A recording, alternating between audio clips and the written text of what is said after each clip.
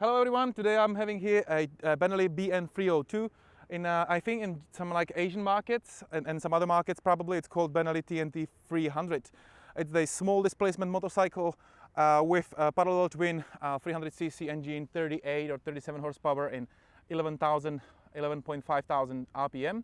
It's a nice motorcycle for A2 driving license for the young riders, but at the same time it's like, if you compare it like visually right now with, for example, KTM 390, it's like it's a little bit, of course, heavier and bigger and more robust bike, which offers like a little better probably capabilities to take a pillion with you, just take someone with you. So there are some luxury parts, so adjustable rear shock, and we see upside down front fork, 41 millimeters.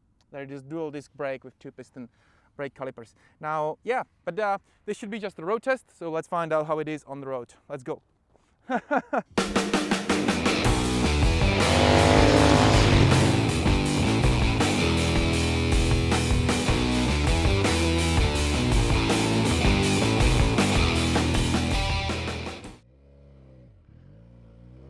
So this is Benelli BN 302 or TNT 300. I rented here in Gran Canaria from the local rental company, and I'm very disappointed by the quality of the motorcycle. I mean the concrete unit, because they really, it would need some care really, which it doesn't get. And like the front brake lever is damaged. There are some other scratches, and I mean the rear back lever, front brake lever is also damaged in some strange angle. And the main thing is that front brakes have only two positions. They either brake like a maximum power or not at all. And I think this is a shame. And this is very often happen at the rental company, that they just don't invest the money into the motorcycle back, and we then risk our lives. And this is not good. But let's focus on the motorcycle. This is a motorcycle with twin-cylinder engine, 38 horsepower in 11,500 RPM. It's quite of a mature motorcycle, 180 kilos, 795 millimeters seat height. It's bigger and heavier than usual competitors such as KTM 390 or Kawasaki Z300. It has some nice little perks such as dual disc brake in the front, nicely adjustable side rear shock. It has a very special sound.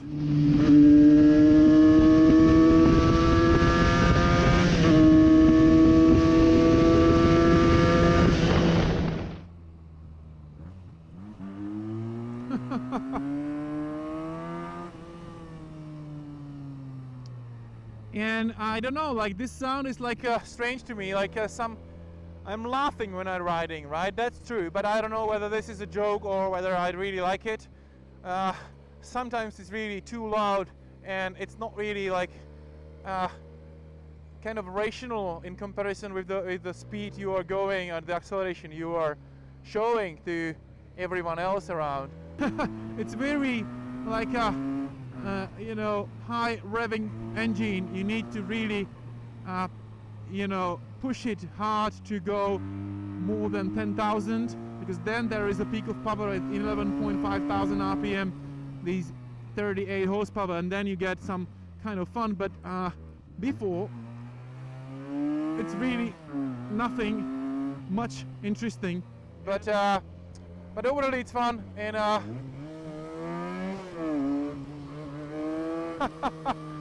have to say, when you hit 9,000 RPM, it's getting quite fun and quite performant, but also connected with the vibrations, because anytime you cross the 9,000 RPM line, you feel strong vibrations, like high frequency vibration on the seat, and also from foot pegs. They are even worse for the passenger. So like, I'm not saying it's been possible to travel or to go for a holiday or anything, but there are like better bikes for commuting or for the practical riding. Overall, like, I find it very funny, like very fun to ride it when I'm really like open to have this kind of fun, and when I'm just going for this one purpose, when I'm having a nice empty road, and best would be if it's not, you know, like going uphill. And yeah, then I found it really fun, and I enjoy the ride. But once I am going to commute, or I'm trying to do some practical ride, especially with someone else on a stronger bike, I didn't like it very much. Of course, I'm not the target group. I'm not anyone who's starting with motorcycling or having like A2 license, because this is A2 license motorcycle. But again, I think that competitors like Z300 Kawasaki or new Honda CB300 does it a little bit better, and probably with less vibrations and more torque and more power from the low RPM range. But yeah, I mean, this is quite fun. So now I'm going on the highway, so let's see what the Benelli can do.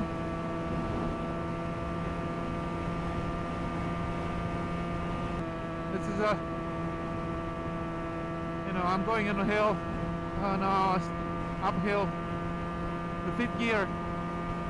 And you can see that when I go 130, you do 8,500 RPM.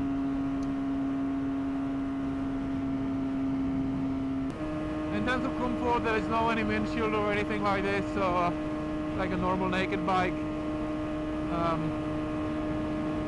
It's okay.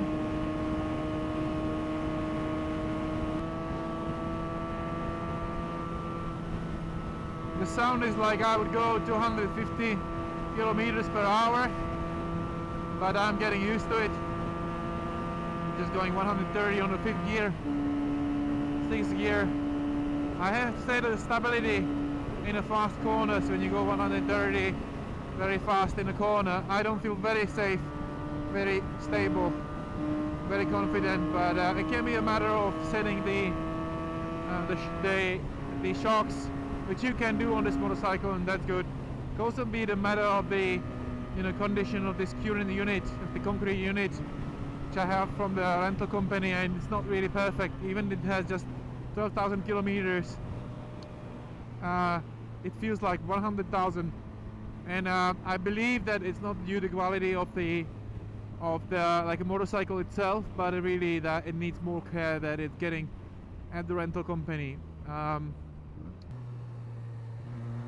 And the conclusion would be all about the price. So it's if this motorcycle is like significantly cheaper than its competitors, like this Kawasaki or Honda CB300R or a BMW G310R, then I would definitely, you know, if the price difference is significant, so $500 and more maybe, I would pick the Benelli with no doubt, because it's a solid, nice motorcycle with a little bit strange sound, but maybe you'll like it, with not much electronic assistance like any of them, of course.